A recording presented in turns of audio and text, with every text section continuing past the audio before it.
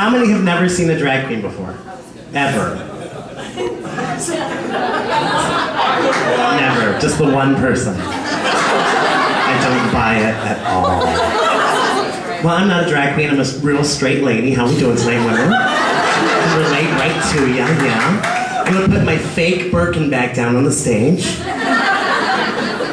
With my fake breasts in tow. My name is Nina West, and I brought note cards in case I got too nervous and I forgot my own story. Isn't that funny, right? What's my story? Right.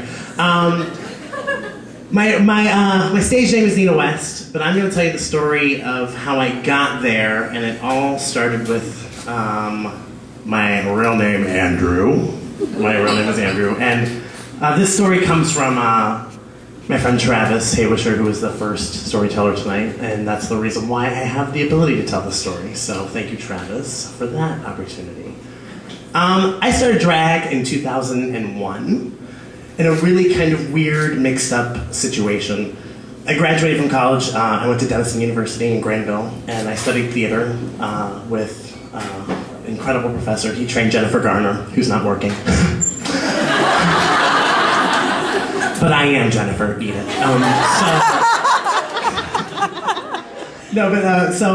So I graduated in 2001 with a degree in theater out in May. And so I had this huge expectation. I was going to go off to New York City. I was going to be on Broadway. And then 9/11 happened. So my entire reality shifted pretty quickly. And so I decided, well, I got really scared. And through talking with my parents, I was like, well, I guess I'll stay here in Columbus and try to figure out, you know, what the next step is for me. In 2001, there weren't a lot of opportunities theatrically in theater for anyone, any professional artist in Columbus. So it was Catco or reality theater was around at the time. And so I was really trying to figure out how I could get in, what I could do.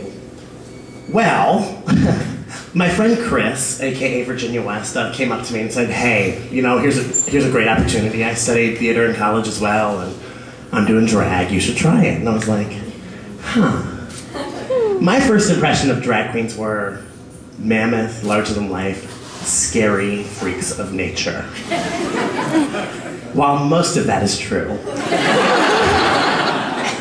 I came to find out that drag is something that is very, very different. Drag is a subcultural art form. The first person who started the gay civil rights movement was a drag queen, throwing the brick at Stonewall. So there's this huge history that I'm now really proudly a part of, but before I had no idea. I was like, what is this? What is this? So I did it on a lark. I did this first show. It was a contest. I thought, well, whatever, I won't get anywhere. I'll just do it. Showed up with everything put where I thought was the right place, and it wasn't. Use your imagination. So I do this contest. I do a song that I thought was what I thought drag was. I did this Little Kim song, which I'm 6'4" out of heels, so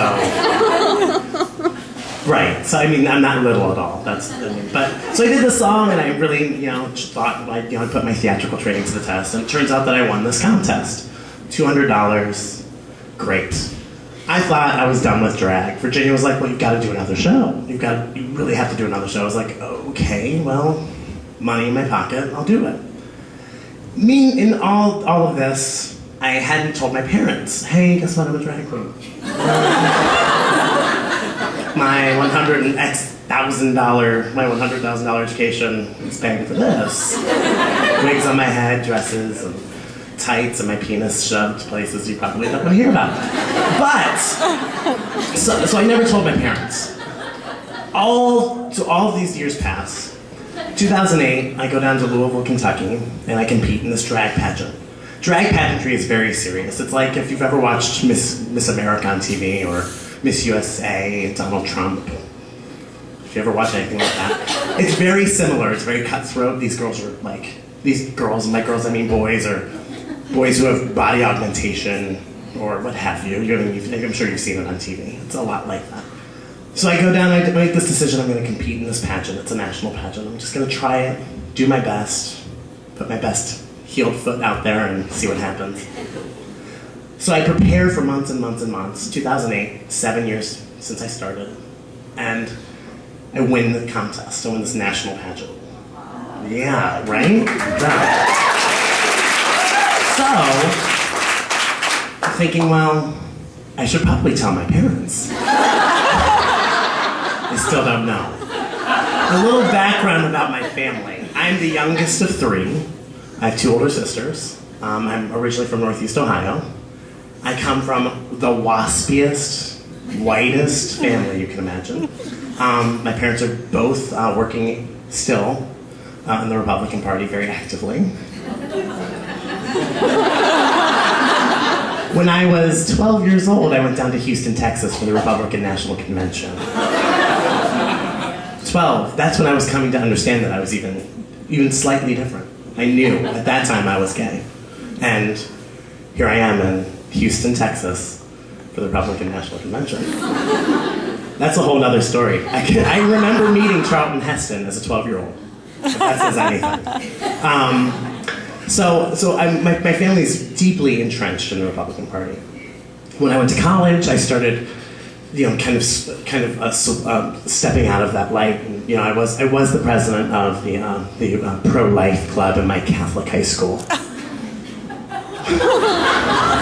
I was. I mean, that was my reality. I just thought that's what I was supposed to do. And then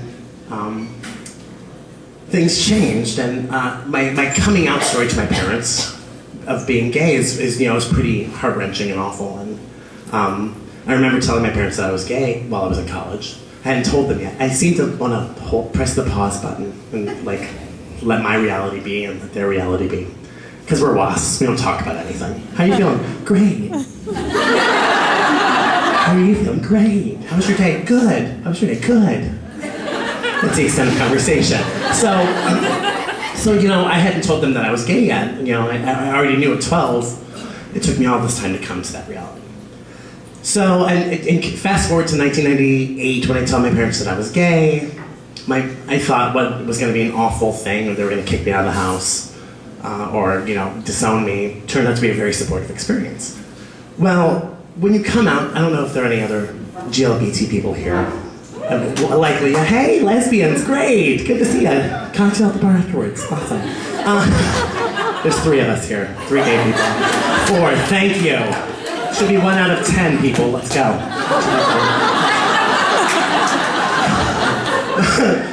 So I had come out to my parents, and they were incredible with it. But when you come out to your family, you're smashing a dream. You are the reality of what your parents have for you. They want you to get married. They want you to have children. The white picket fence. You're going to be a lawyer. You're going to be a doctor. You're going to be something. You're going to be this dream of what they had concocted in their head.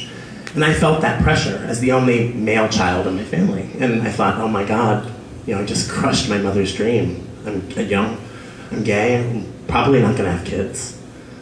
I'm never going to get married. Well, hopefully I will one day, but I'm never going to get married to a woman, and I'm never going to be a doctor. It's just not my makeup. So when you smash that dream, you think, God, I don't know. I don't want to ruin any other impression of what they think I might be. So I thought drag was just going to be this, again, lark. I didn't think it was going to be anything serious. So in 2008, when I win this national title, I get to. I know, right? It's really kind of ridiculous because here I am being flown all over the country. I'm working with, at the time I should be able to tell my father, Dad, I meet Hugh Hefner. I worked with all these playmates. How amazing is that? My dad would love that. He'd be like, oh my God, but, and I'd be like, I wouldn't know what to say other than her bra was really beautiful. So, but I'm being flown all over the country. I'm meeting these incredible celebrities or people who are making a difference in our world and inspiring me, and I'm thinking, well, I can bring that back to Columbus, and I can try to do that here and make a difference. And I've accomplished all these things and still hadn't told my parents, which was this huge lapse and huge monkey on my back. I felt like, wow, in some part, I'm lying to myself and being this terrible, terrible child. But then I was like, oh my God, I'm protecting them from what could be. They think I'm devious